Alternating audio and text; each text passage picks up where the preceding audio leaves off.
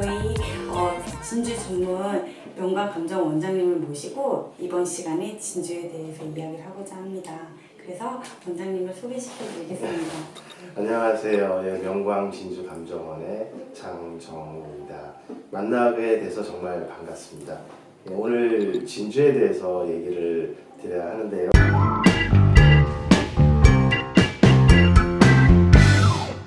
여러분들 평소 진주에 대해서 얼마나 알고 계신지 궁금합니다. 일단 진주는요, 모든 것을 다 제껴놓고 일단 진주는 다른 보석과 달리 조개에서 나온다. 이런 부분을 기억을 하시면 좋을 것 같아요. 제가 큰 이런 평소에 보셨을 거예요. 이렇게 큰 조개를 갖고 나왔는데요.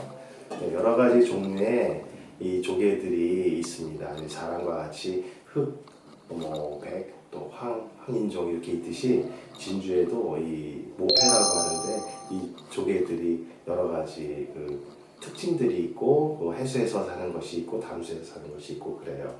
그래서 진주는 다른 보석에 비해서 뭐가 특별하냐면 이 살아있는 이 조개에서 나오기 때문에 모든 것이 자연스럽다 이런 그런 느낌을 받습니다. 그래서 모양이 자연스럽고 컬러가 자연스럽고 모든 것이 꾸몄을 때 어떤 주얼리를 꾸몄을 때 그 특징을 잡아서 디자인하는데 상당히 용이하고 또 목걸이나 큰 알 같은 경우는 비주얼이 크기 때문에 나이 드신 분들이 패셔너블한데 많이 이용들을 하죠.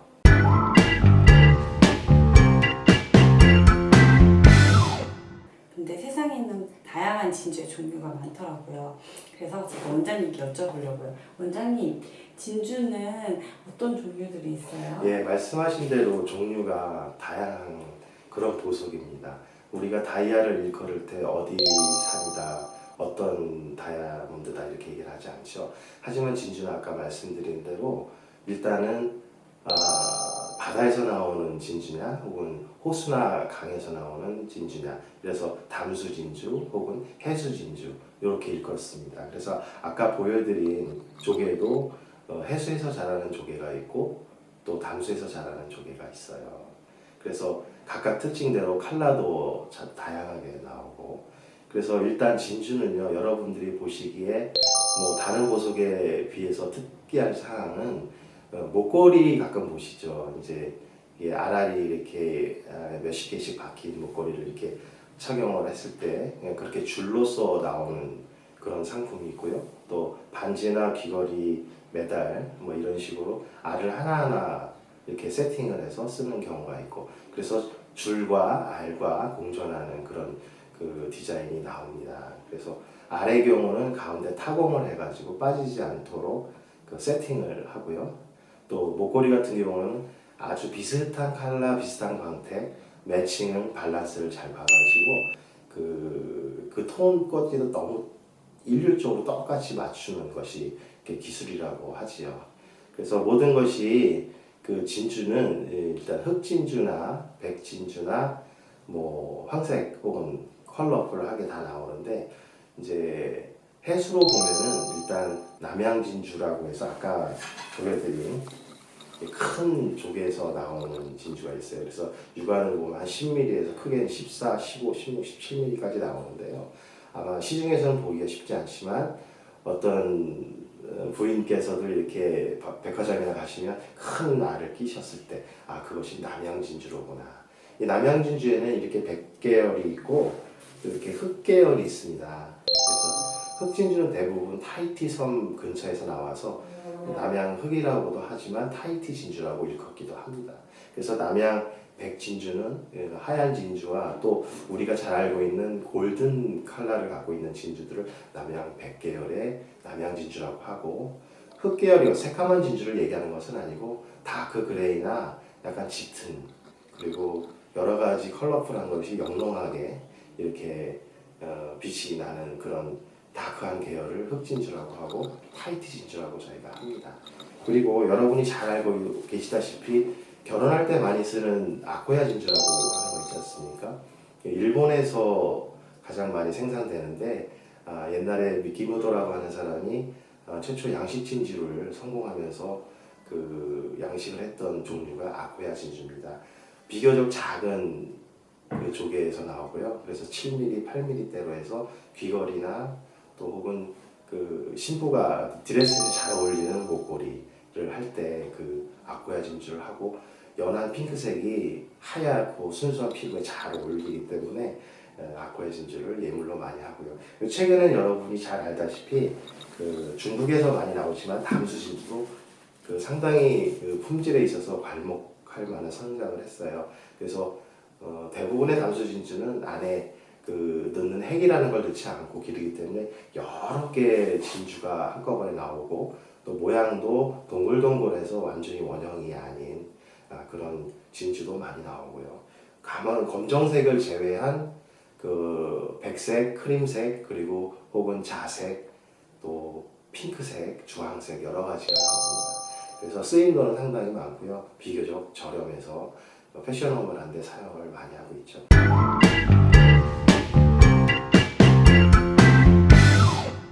원장님, 진주 종류가 이렇게 많은데요. 그러면 저희가 구입할 때 어떤 부분을 고려해서 구입해야 될지, 어떤 진주를 구매하는 팁 같은 걸 알려주실 수 있으실까요? 네, 맞아요. 종류가 너무 많다 보니까 진주를 구매할 생각이 있다고 했을 때 상당히 혼란스러울 때가 있습니다. 물론 이제 주얼리 샵 같은 데 가면 거기 있는 마스터분들이 자세하게 설명해 주겠지만 일단 다른 보석에 비해서 종류와 크기와 형태가 너무 다르게 나오니까 일단 내가 어디에 쓰실 것인가, 혹시 어머님 회갑 때 쓸 것인가, 내가 예물에 쓸 것인가, 아니면 친구나 이런 데서 간단한 선물을 할 것인가, 이런 거에 대해서 쓰임새에 따라서 천차만별의 가격이 나와요. 흔히 왕줄이라고 하는 그 귀부인들이 입는 옷에 있는 목걸이는 수천만 원을 호가하죠. 혹은 또 대학이나 이런 입학했을 때 간단하게 아버님들이 선물해 주시는 목걸이 메달이라든가 귀걸이 같은 경우는 시중에서 또 그다지 비싸지 않게 이렇게 저희가 살 수 있잖아요. 그래서 그런 점을 그 착안을 해서 그 거기에 맞는 일단 크기, 그리고 컬러, 그리고 품질이라고 해야 되는 부분은 약간 가격과 관련이 있는데 그것은 샵에서 이렇게 의논을 하면 거기에 맞는 용도에 따라서 구해주지 않을까. 근데 진주가 가진 장점이 너무 가격도 다양하고 천차만별이기 때문에 조금만 들여다보면 다른 보석보다 아마 고를 수 있는 그런 범위가 상당히 많을 거라고 봅니다.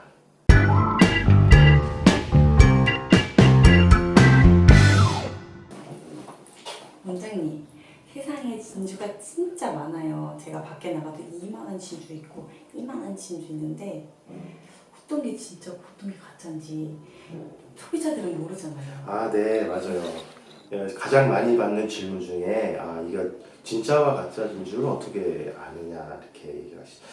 본인도 진주 감정을 하지만 일단 감별 이것이 진짜 진주인지 아닌지가 가장 기본적인 감별인데요. 그 진주는 아까 얘기를 했다시피 그 조개에서 나오기 때문에 그 이 조개 속에서 키워져서 나온 흔적이 있어야 우리가 쉽게 얘기해서 진짜 진주라고 얘기합니다. 진주의 카테고리를 보면 여러분들이 알고 계시다시피 다이버들이 들어가서 자연적으로 있는 조개를 끄집어내서 이렇게 나온 진주는 천연 진주라고 하죠. 현대에는 그 천연 진주가 거의 고갈돼서 거의 없다고 보셔도 돼요. 특수한 상황에서 나오는 그런 진주들이 있고 그 요즘에 나온 것은 양식되어진 천연 환경과 같은 환경에서 양식되어져서 나와서 그 옛날의 천연 진주와 똑같은 구조를 가지고 있는 그런 진주들을 우리가 진짜 진주라고 일컬습니다. 그런 모조 진주와 우리가 흔히 말하는 진짜 진주, 양식 진주 이런 걸 어떻게 구별을 하느냐?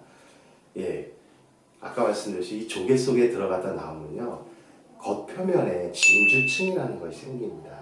그것이 확대경을 보면은 지문상의 구조나 혹은 등고선이라고 할까요? 한 40배 정도 보면 보이는데요. 그 일반 모조석은 그 모래알처럼 그 해변의 모래처럼 이렇게 아주 그런 식으로 보이고요. 진짜 진주들은 약간의 지문이나 등고선의 그 형태를 가지고 있어요. 그래서 어떤 분들은 사각사각한지 물어본다 그러는데 이거는 바람직한 방법은 아니고요. 물론 감별서에는 당연히 나오겠죠. 가장 중요한 얘기는 진주가 조개 속에서 자연적으로 키워졌기 때문에 그 진주층이 있고 또 진주층을 만들면서 나오는 자연적인 흠이 있고 색깔이 있습니다.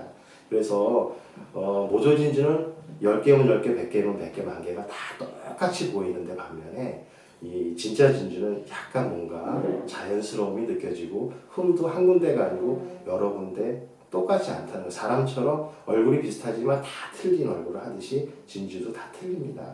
그래서 가만 보면 그런 흠이 우리 한국 사람이 섬세한 느낌을 보면 느낄 수가 있어요. 그 정도로도 판가름이 안 가면 감정을 받으셔야 되고 또 파시는 그런 주얼리 샵에서 어떤 신뢰성을 주고 있는 보증서를 받으시면 안심하셔도 될 것 같습니다.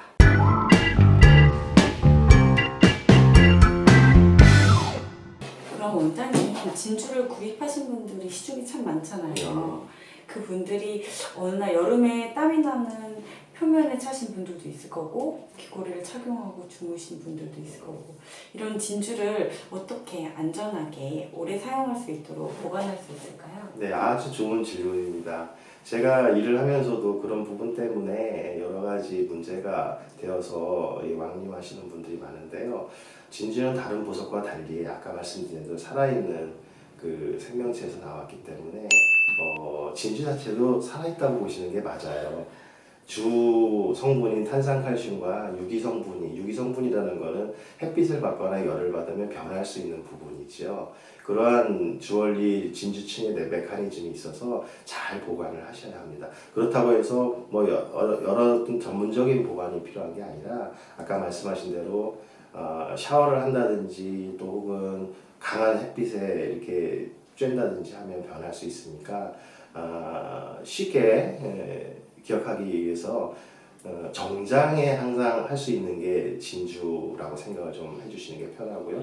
예로부터 진주는 부와 덕의 상징으로 대통령 부인들, 퍼스트 레이디들이 주로 하셨던 그런 거고 옛날에는 귀족들이 주로 했기 때문에 가장 이 중요한 자리나 의미 있는 자리 나갈 때 좋은 옷을 가다 입고 그럴 때 사용을 하시는 게 맞고 나갈 때 제일 마지막에 스프레이나 모든 것을 다 뿌리고 이런 끝나고 나서 제일 마지막에 하시고 집에 돌아오시면 제일 먼저 벗어놓는다. 요게 가장 중요해요. 그리고 뭐 잘 모르시는 분들은 온천에도 가고 하시는데 그러면 큰일 나는 거죠. 예, 그런 부분을 조심해서 다른 보석과 부딪히지 않도록 잘 보관하시고 때 같은 것이 묻으면 부드러운 천으로 이렇게 닦아주는 정도. 그 외에 어떤 다른 이상이 보이면 전문가나 가까운 샵에 들려서 상의해 보시는 게 좋을 것 같습니다. 감사합니다, 원장님. 좋은 얘기 해주셔서 감사해요. 진주에 대해서 정확한 지식을 알기 위해서는 정말 전문가랑 항상 상담해보고 질문해 보셔야 합니다. 저희 반짝 언니는 많은 보석을 다루지 못했지만 몇 가지 되는 보석을 도움을 드리고자 영상을 찍었어요. 저희 위해서 이렇게 나와주신 원장님 너무 감사합니다. 감사합니다. 또 뵐게요. 네.